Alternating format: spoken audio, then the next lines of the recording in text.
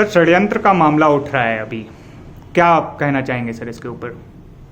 षड्यंत्र सरकार गिराने के लिए षड्यंत्र का मामला बार बार उठाया जा रहा है सर। ये पिछले 3 महीने में दूसरी बार है कि अब की बार सर कांग्रेस नहीं बल्कि जो पार्टी जो पावर में है उन्हीं के 2 विधायकों पर आरोप लगाया जा रहा है रामदास के द्वारा, रामदास सोरेन जी के द्वारा। सर उनके बारे में क्या?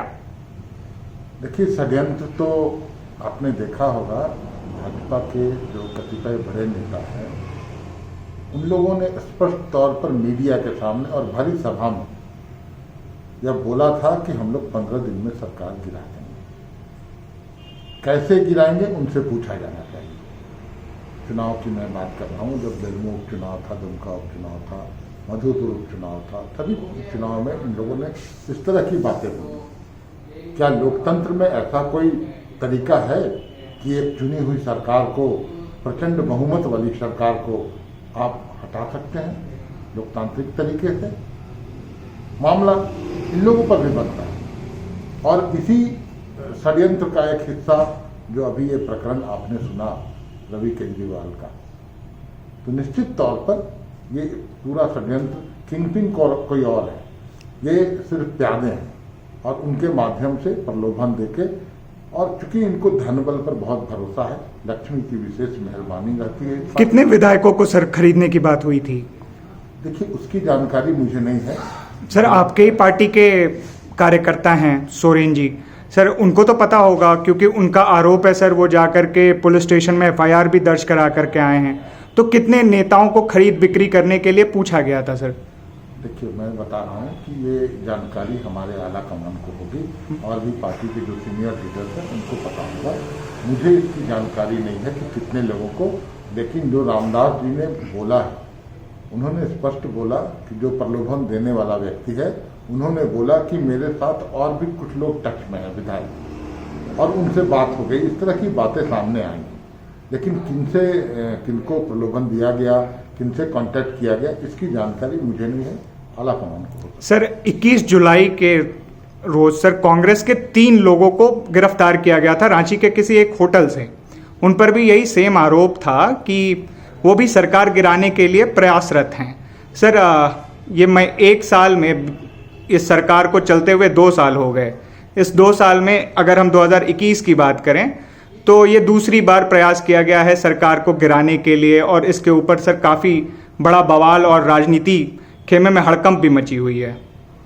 देखिए, ये 2 बार तो 2 मामले तो सामने आए, लेकिन मैं बता दूं कि वेरी फर्स्ट डे, पहले दिन से ही, जब से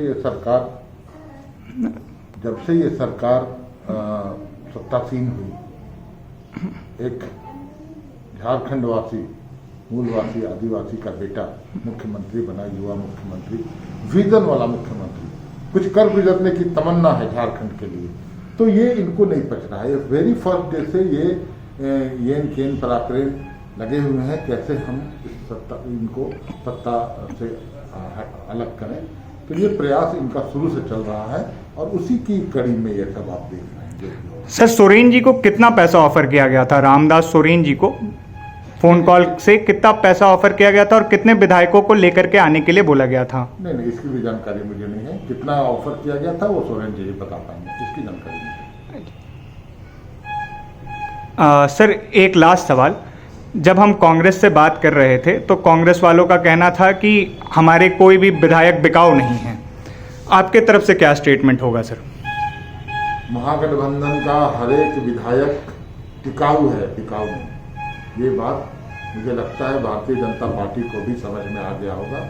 लगातार 2.25 सालों से वो प्रयास कर रहे हैं धन बल के जोर पर, लेकिन आज तक उन्हें सफलता न मिली और मिलेगी भी नहीं।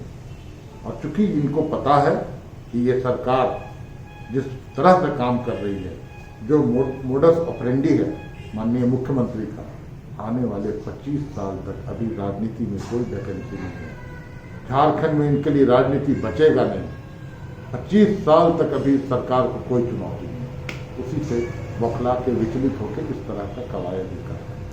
सर पिछले जो जुलाई में ये मामला जो दर्ज हुआ था सर, उसका अभी तक इन्वेस्टिगेशन पुलिस कर रही है। क्या लगता है सर कि इस मामले का इन्वेस्टिगेशन कब तक पूर्ण हो जाएगा? मुझे लगता है वो मामले दर्ज हुए 3-4 महीने हुए हैं और अनुसंधान चल रहा है। सर अनुसंधान में क्या आया है सर अभी तक? नहीं, ये तो पुलिस बता पाएगी, ये तो हम लोग नहीं बता पाएंगे। जब मामला आपके सामने आएगा तभी मुझे भी पता चलेगा। अनुसंधान चल रहा है, जो दोषी होंगे बख्शे नहीं जाएंगे और बेगुनाह जो होंगे उनको तंग नहीं किया जाएगा।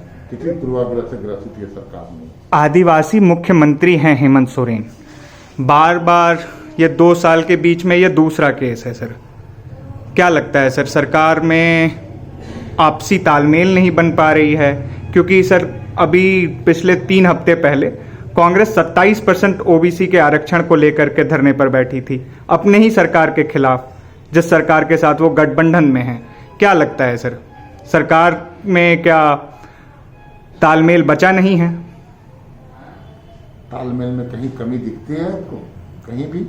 सर ओबीसी की आरक्षण की बात है, वो एक पॉलिटिकल पार्टी है, नेशनल पार्टी है, वो अपनी मांगों को रखने के लिए लोकतांत्रिक तरीके से बातें रख सकते हैं, रखना भी चाहिए।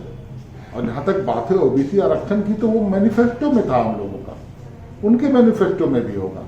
ये धरातल पर तो आना ही है, उसकी प्रक्रिया चल रही है। सर मैनिफेस्टो में तो नियुक्ति वर्ष का भी बात किया गया है कि इस वर्ष को नियुक्ति वर्ष के तौर पर देखा जाएगा, 5 लाख नौकरियां दी जाएंगी। सर इस वर्ष में मात्र 2 महीने शेष हैं, क्या लगता है सर, नियुक्ति वर्ष बस ठंडे बस्ते में चला जाएगा? आपको लगता है ये वक्त नियुक्ति वर्ष नहीं है? मैं आपको बता दूं, पिछली सरकार 5 साल की जो सरकार थी, पूर्ववर्ती सरकार, एक भी जेपीएससी का परीक्षा नहीं ले पाई थी।